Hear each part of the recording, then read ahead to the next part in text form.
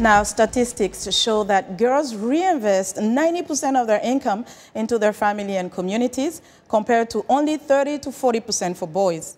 But in many developing countries, young women often have little or no access to education. U.S. First Lady Michelle Obama recently highlighted the need for more advocacy on behalf of over 60 million girls worldwide who have no access to education. VOA's Jackson Mvunganyi has more.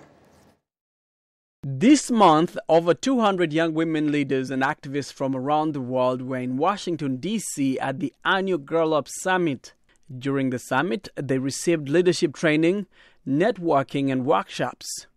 The young women activists also met with leaders, including members of the U.S. Congress.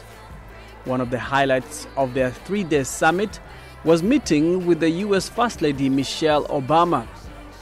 Mrs. Obama, an outspoken advocate on girls' issues, spoke about the millions of young girls around the world who have no access to education. Right now, there are more than 62 million girls who are not in school, and many of them simply can't afford tuition. Because unlike here in America, in many countries, parents have to pay to send their kids to school.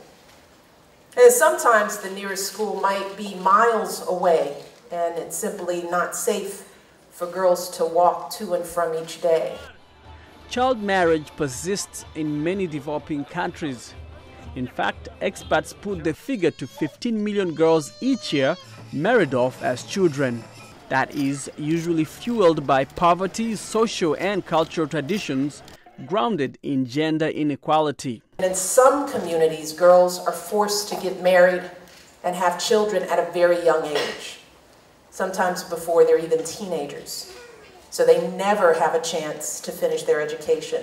The young women representing over 11 countries shared knowledge and experience on how to get their voices heard on critical issues affecting their lives.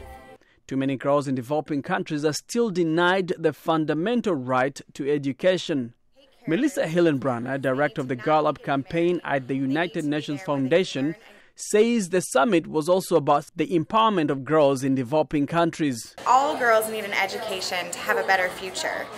They need to be in school learning and preparing for work so that they can take care of their future families. They need to not be getting married, and they need to be there where they can learn and grow and have a better future. The U.S. government recently launched the Let Girls Learn campaign, a $250 million initiative that seeks to create partnerships and challenge organizations and governments to commit resources to lift up adolescent girls in mainly developing countries. Sarah Mesbah is a 21-year-old pharmacy student at the Suez Canal University in Egypt.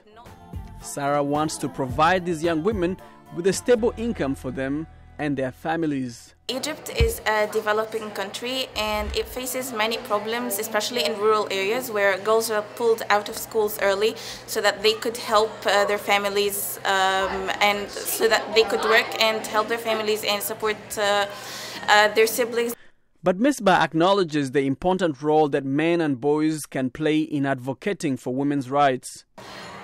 So I think that without the support of men and without the support especially of fathers, the girls themselves would not be able to get into school and would not be able to continue and have a proper education, because as long as the men really believe that they need the full force of women beside them to raise the country to high standards, then the women would not be able to accomplish as much as they should.